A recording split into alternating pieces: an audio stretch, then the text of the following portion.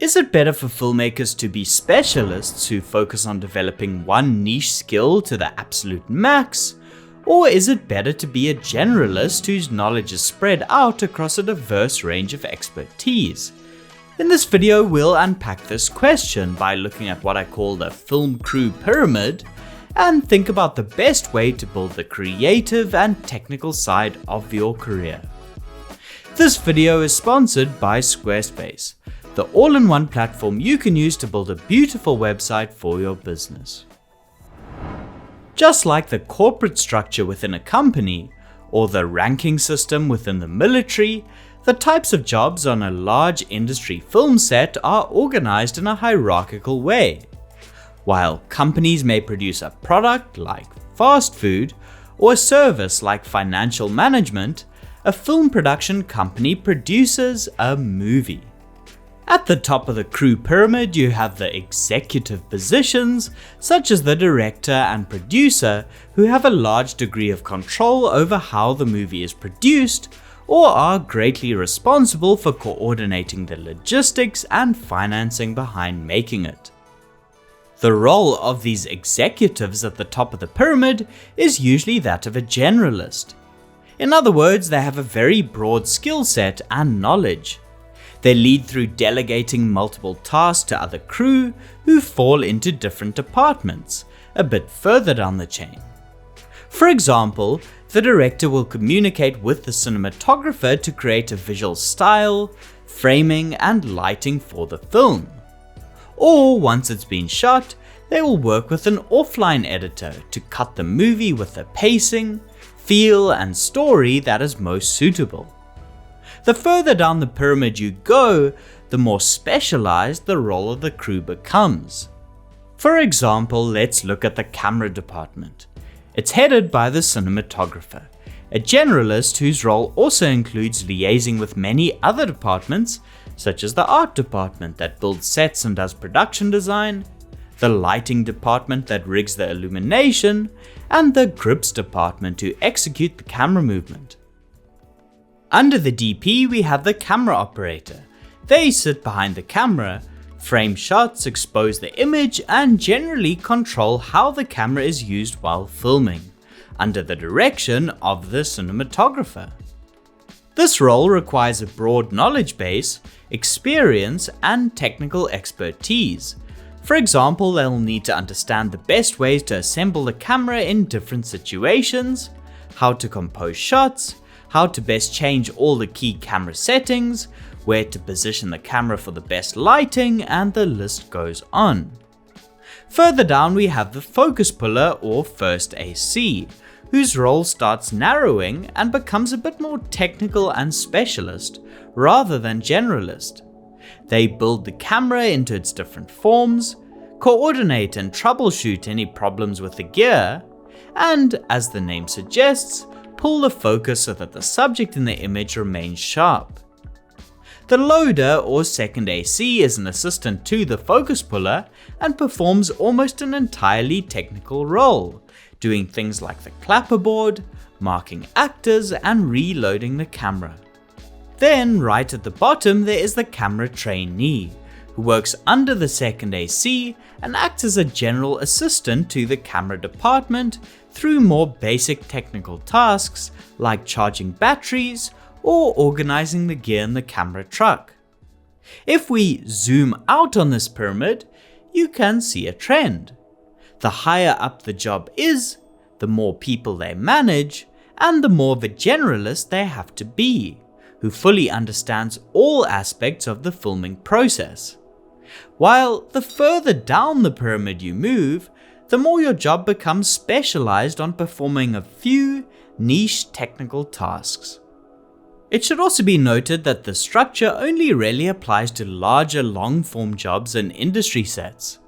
For solo shooter work or documentaries, many of these jobs may be combined into one, and fewer crew may be hired who will be expected to perform more tasks in a generalist role, such as a documentary DP who also needs to light and record sound by themselves. Another key takeaway is the technical versus creative input of the crew, But before we go there, I need to thank our regular sponsor, Squarespace.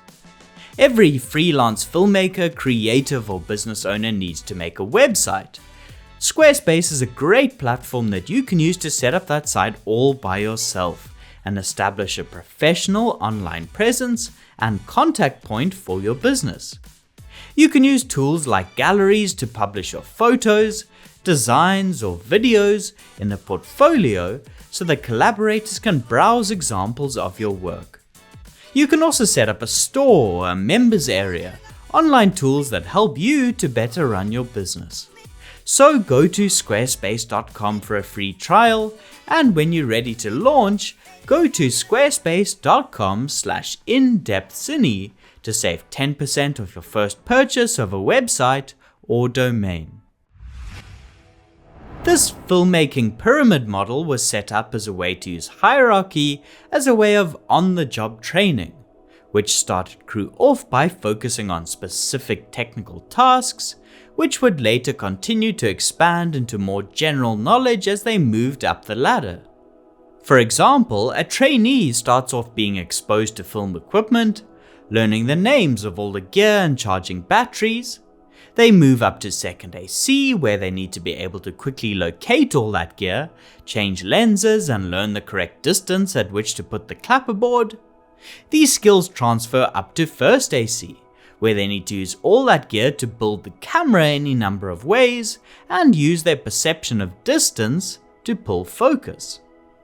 In this way, film technicians continue broadening their skill set, moving up or until they occupy the role of cinematographer, which requires a comprehensive knowledge of not only the camera, but also lighting, grips, post-production, and of course a photographic eye for storytelling. Therefore, progression up this pyramid usually requires building more of the technical fundamentals of creating images at the bottom, and later acquiring more of an overall creative view on how images can be used and created in different situations to suit the script. This old school method of working your way up the ladder isn't the only way to become a cinematographer. Today there are more younger DPs stepping into this position than ever before, who may get there through a combination of producing and showcasing really good lower budget work, creating connections with directors, building their skills through film school, using online educational resources, or some combination of the above. The idea of being more of a specialist or more of a generalist can also apply to the creative instincts of the filmmaker. For example, some cinematographers like to be known for creating a specific kind of look, which is specialized and standardized across many projects. This look could be shaped by things like selecting the same kinds of lenses, choosing to shoot on the same format, employing the same kinds of lighting techniques, or framing shots in the same way. Some directors are also known for creating a specialized feel, tone, and look throughout their filmography. Movies by Wes Anderson will feature handmade production design, pastel color palettes, symmetrical centralized framing, straight tracking camera moves from a dolly, and very specifically directed performances. Whatever the movie is, this specialized brand of filmmaking will be carried through. On the other hand, there are filmmakers who work in more of a generalist way, which is probably a more common way of working, especially for cinematographers. What I mean by this is that they acquire a knowledge of cinematography which can be applied to a wide range of situations and shaped into different forms so that the visual style is built slightly differently to create a suitable feel for each unique story and director that they work with. Some of their work may be more stylized, some may be more naturalistic. Having a broad skill set as a DP can be useful, as you'll be able to take on a greater variety of projects and adapt to what the director wants.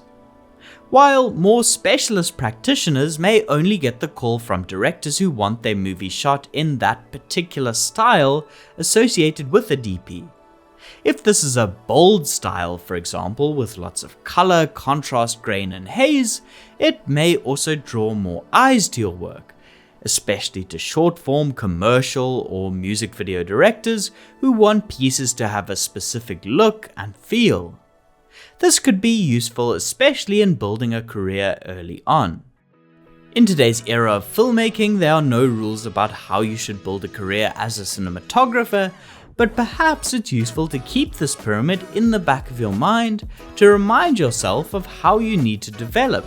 In my experience, I found it useful to start accumulating skills in more niche positions in the camera department by working as a second AC, learning about all the other facets of filmmaking by being exposed to it on many different sets, then broadening my creativity through watching films, and deepening my experience by taking any opportunity to shoot that you can. Regardless of how you go about it, you'll need to move from inexperienced to experienced, from more of a specialist to more of a generalist, and from a technical role to a creative role. All the way growing from a more focused, smaller, specific world to seeing and crafting the wider, bigger picture. Thank you to all the patrons for your continued support of the channel, and also thanks to everyone else for engaging with the video. Otherwise, until next time, thanks for watching and goodbye.